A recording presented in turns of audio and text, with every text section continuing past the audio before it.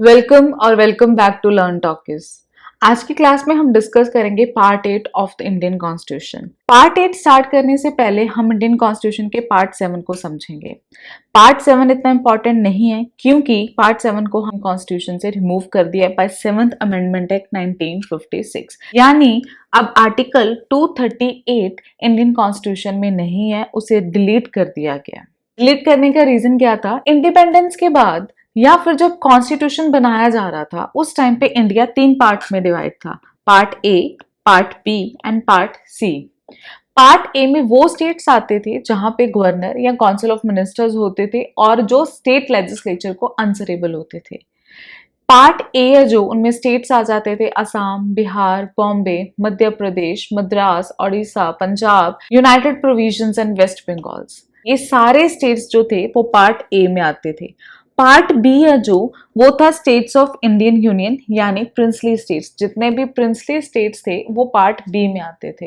वो स्टेट कौन से थे? Hyderabad, Jammu and Kashmir, Madhya Bharat, Mysore, Patiala, east Punjab states union, Rajasthan. ये सारे प्रिंसली स्टेट्स में आते थे।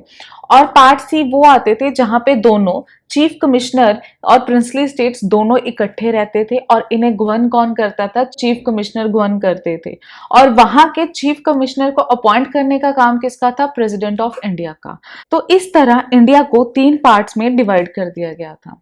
बट अब होता क्या है? इन 1956 में सारे स्टेट्स को है जो लिंग्विस्टिक बेसिस में डिवाइड कर दिया गया बाय स्टेट रीऑर्गेनाइजेशन एक्ट 1956। और इसके तहत सारे स्टेट्स को लिंग्विस्टिक बेसिस पे डिवाइड किया गया और जितने भी प्रिंसली स्टेट्स थे उन्हें भी लिंग्विस्टिक बेसिस में डिवाइड किया गया और प्रिंसली स्टेट्स खत्म हो जाते हैं। जब प्रिंसली स्टेट्स खत्म हो जाएंगे तो ऑब्वियसली पार्ट बी भी खत्म हो जाएगा। इस वजह से इंडियन कॉन्स्टिट्यूशन से पार्ट 7 को डिलीट किया गया था। आई होप अब आपको पार्ट 7 समझ आ गया होगा। नेक्स्ट आता है part 8 of the Indian constitution, article 239 to 242 जो बात करता है यूनियन टेरिटरीज की। इंडिया में टोटल 8 यूनियन टेरिटरीज हैं। Andaman and Nicobar, Chandigarh, Daman and Diu, Dadra and Nagar Haveli, Delhi, Jammu and Kashmir, Ladakh, Lakshadweep and Puducherry. Recently parliament ने अमेंड किया आर्टिकल 240 क्लोज 1 को, जहां पे दमन एंड दीव, दादर एंड नागर हवेली जो 2 अलग अलग यूटीज थी उनको एक ही यूटी बना दी है। उसके अलावा Jammu and Kashmir reorganisation bill 2019 जिसके तहत जम्मू एंड कश्मीर का स्टेटस है वो स्टेट से कन्वर्ट कर दिया यूटी में।